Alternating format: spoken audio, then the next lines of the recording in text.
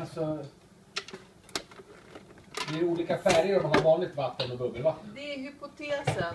Vi vet inte riktigt. Så. Häll i där.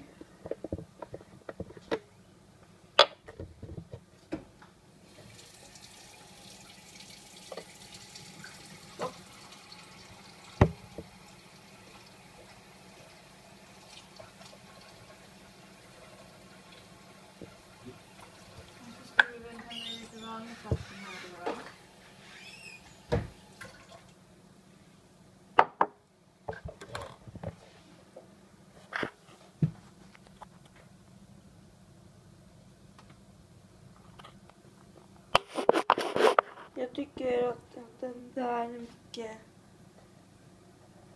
ljusare. Där är Jag tror inte det, att det är färgen, jag tror att den separerar. där är det mörkt och där är det ljust. Häftigt!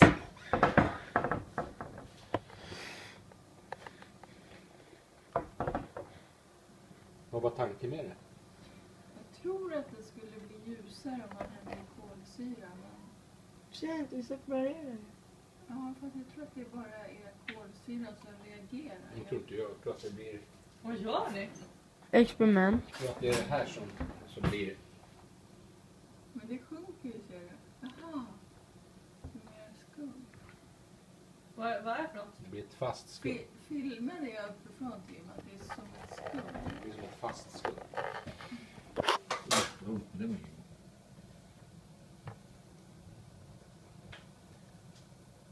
Vad är det för något?